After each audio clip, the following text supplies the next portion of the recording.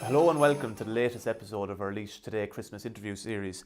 Today I'm joined by Gearoidin McEvoy, who was co-founder of the Laois for Choice campaign and a leading campaigner here in Laois earlier this year for a yes vote in the abortion referendum. Gearoidin, we first came across you, I suppose. We had one of our columnists was Father Paddy Byrne, and he was a strong advocate on the no side of the campaign, and he wrote a piece about this time last year, about Christmas of last year, on why people should vote no. And one of the responses we got was from yourself, sort of saying, could you do a piece on the yes side? And we were absolutely delighted to put that out there. And from there, you wrote a couple of pieces in the lead up to the referendum for us, and you were a yes campaigner. How did you end up sort of throwing yourself headfirst into this campaign, or where did that come from? Yeah. Well, first of all, thanks very much for having us to respond and to write the pieces, because it was really helpful. We got a lot of response off of that. But I suppose I've always been a bit of a feminist, so it was kind of a natural interest for me when the repeal movement got going after the gay marriage referendum. But I think probably what sort of pushed me, I was living in from 2014 to about 2015, 2016 in Finland, and when I was there I studied a master's in human rights law, and I remember we did a class on women's rights, and one of the classes was about Savita Halappanavar, and this course was full of international students. It was full of people from all over the world, and I remember just being so ashamed. It kind of became evident that there was an Irish girl in the class, and I sort of had to nearly defend my country, to say, it's terrible what happened, but people are aghast by it. And I remember then being so ashamed of having my peers around me were kind of looking at me in a different light, to say, God, we didn't know this went on in your country. I think it's only when you step outside the bubble of Ireland that you realise this carry on isn't normal. So I think I moved home then, as I said, in 2016, and got involved with ARC, which is the abortion rights campaign, and then with Lawyers for Choice. And finally, in December last year, we were in the process of setting up Laois for Choice when we got an opportunity to write for yourselves, and we just sort of went with it then and set it up from there, because the movement was already there. Laois was one of the last counties in Ireland without an abortion rights campaign regional group. Okay. Well, it was one topic. It was probably the topic and the news story of the year which dominated, and there have been some things that we've had on LaoisToday since we started, but that one always got such an absolute massive reaction, no matter what side that was up there. And I remember watching the Claire Byrne interview on RT a couple of weeks before the vote, and it was dirty, it was nasty. Yeah. What was it like being involved locally? Like, I'm sure you'd never been involved in something as sort of intense. Yeah, I mean, it was visceral, like you said. I remember that Claire Byrne document or show. I was ready to pack in the towel after that. Yeah. The next day it was awful for many of us. But it does warrant a visceral reaction. People have very strong opinions about it, and so it was difficult. Like you said, I'd never done anything like this. Neither of us, myself, Elaine, or Aisling, who were the founders, we never did anything like this before. So it was all new to us, and it was really hard. That being said, it wasn't all bad. While it was really difficult, I'd say about 90% of people we talked to, no matter what opinion they had, they were nice. People are nice generally. Yeah. So there was a very small minority, but still it was very difficult to. I think probably the hardest thing was taking on board, when you're canvassing or when you're on the street or something, people who've had their own abortion stories, and they tell you those stories, and you don't want to let those people down. Yeah. And that was the hardest part. It wasn't the abuse, people. Did you get much abuse?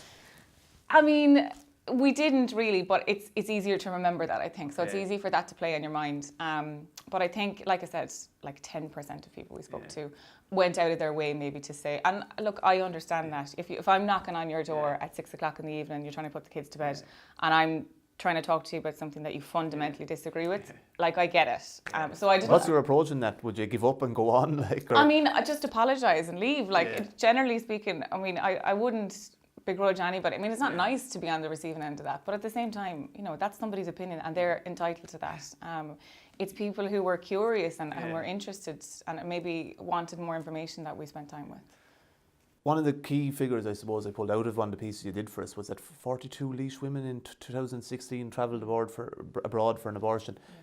I'm sure you came across many different stories on. Yeah. Yeah, and it was really hard taking we took canvassing training. They don't prepare you for the awful things that people have had to deal with and just go about living their lives. And like I said, it was really hard to feel like we might let those people down.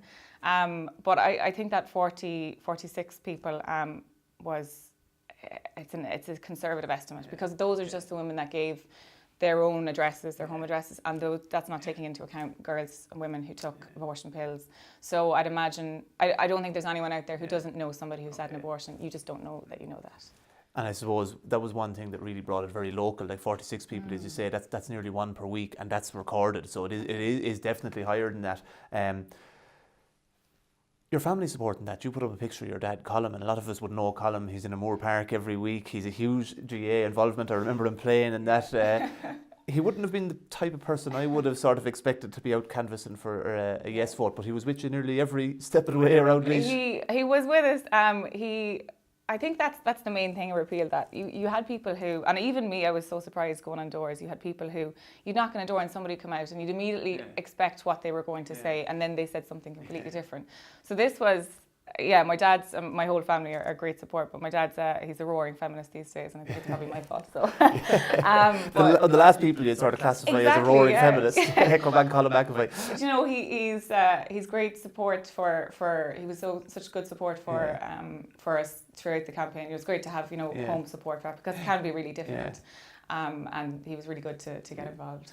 Like right up until the very end, I was unsure as to what way it would go, and we ran polls on all our social media accounts. Now they're not accurate, but you would think they weren't going to be accurate parameters. We actually were almost bang on the percentage that was the vote nationally, but we could see what way people were voting. Like so, we won't give out any names or whatever. But I was very surprised by the amount of young women who were going to vote no, and right up until the time, I said, this isn't going to pass, but it passed overwhelmingly.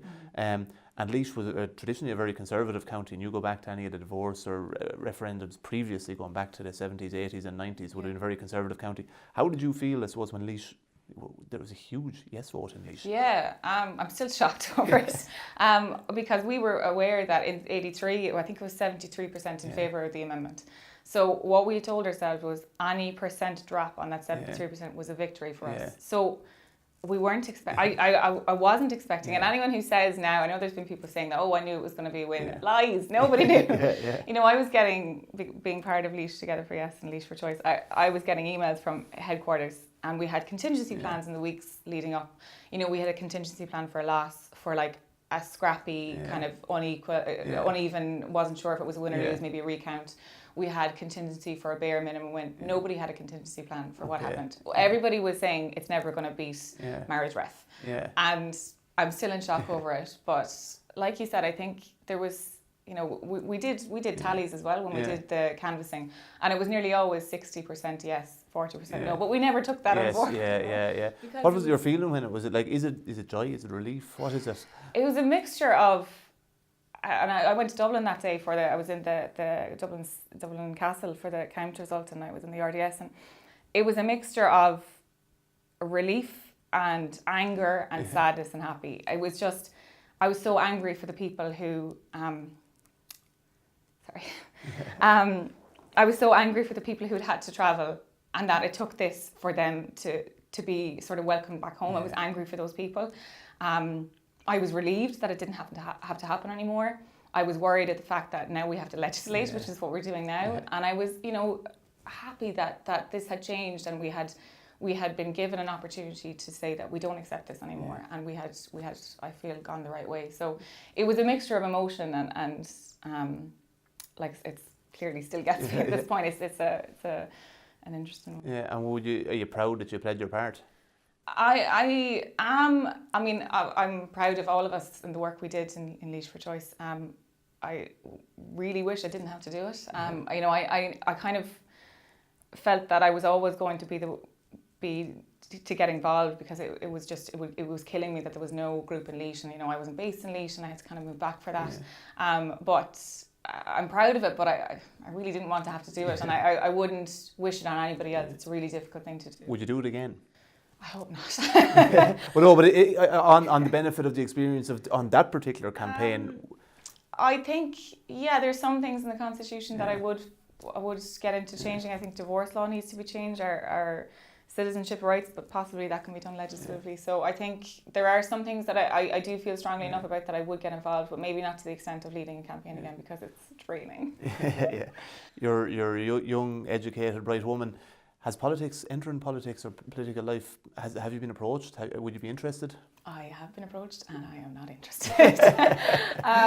I thought about it for about 30 seconds after the repeal result came in, and then I came swiftly to my senses. So why not? I think it's just, before repeal I had a fairly healthy dose of scepticism about politics, and I think now I have a fairly healthy dose of disdain about politics. Okay. It's just, this was a grassroots-led campaign, and there was great politicians involved, and throughout the country there was some fantastic politicians. However, it really stuck in me that for a lot of politicians, and high-level politicians, they were waiting to see how it posed, and these are people's lives at risk, and that for me is just, I'm morally opposed to that, so I don't think I'd get involved. Is the best way of not changing that not getting into the system, though? Yeah, but I'm not the woman for that. I don't think I'd have the patience for it. I really do. That's not my journey. I think there are some great politicians who are up and coming. Some really good repeaters were snapped up, and I'm excited to see what that'll do. But I don't have it in me, I think, to do that. I really don't think it's for me. What are you doing at the moment? What do you fill your time? I know, like, obviously that was outside of your work and your study. But what are you? Where are you now? I have a real life as well. So I'm doing a PhD up in TCU. So I'm working away on that and lecturing at TCU at the minute. I'm kind of working between Ireland and Finland at the minute. So yeah, I do other things as well. And my PhD is focusing on minority language rights, so it's nothing to do with repeal. Where would you like to see yourself in 5 years' time? Like, I suppose you're... I hopefully haven't finished the PhD, and hopefully still not fighting for reproductive rights, please God.